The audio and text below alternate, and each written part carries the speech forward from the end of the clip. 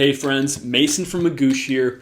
In my last two videos, I've been parsing out the differences between the GRE and the GMAT so that if you're at that fork in the trail, you are confident in the decision you are going to make. In this video, we're going to talk about how each test is scored, how the timing works, how the pacing works, in case that's helpful for you in making that decision. Let's talk about the big picture timing first. In general, both tests are fairly long, somewhere between 3 and 4 hours, but the GRE is slightly more time intensive. The entire test between the verbal sections, the quant sections, the AWA, and your breaks is going to be around 3 hours and 45 minutes. The GMAT is slightly shorter at around 3 hours and 7 minutes with all those breaks factored in. The actual scored sections of each test are very similar. Each one takes between 30 and 60 minutes. On the GMAT side, it just pushes both of your verbal sections into one, which is a 65-minute section, whereas it's split into 2 parts on the GRE. There is one extra bonus section in the GRE, which is an unscored experimental section used to collect data, and that's part of what makes the GRE just slightly longer in length. Now let's talk about scoring, because scoring does look super different between these two tests, and it can be hard to compare the two.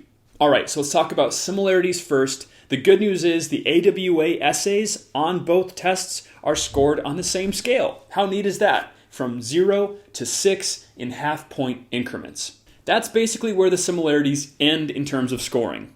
The verbal sections and quant sections on the GRE are scored on a range of 130 on the low end to 170 on the high end, whereas on the GMAT, the verbal and quant sections are scored individually from a 6 on the low end to a 51 on the high end. So very different scales there.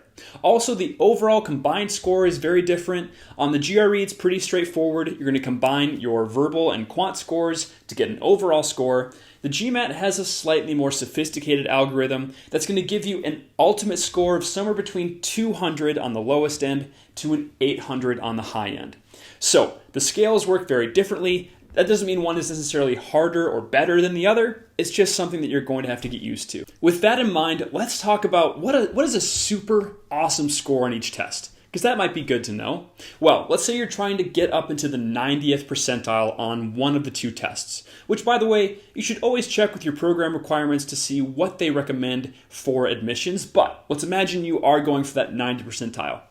On the GRE, that means you got a 329 or better overall. That is an astoundingly strong score. On the GMAT, a 90th percentile is going to be a 710. So again, that's out of 800 total possible points. A 710 puts you in the 90th percentile. So if you're gunning for a super high score, keep that in mind as you move forward. So there you have it, friends. Hopefully after these last few videos, you're feeling more oriented and informed regarding which trail you're going to take. GRE or GMAT.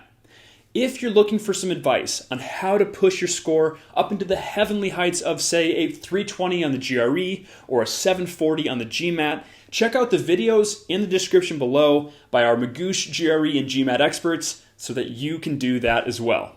No matter which trail you take, Magoosh is here to help guide you through the rugged terrain of standardized testing. So make sure you subscribe to this channel, check out our other videos, drop a comment below, and better yet, contact our team at help@magoosh.com to hear more about how we can support you. Happy trails, friends.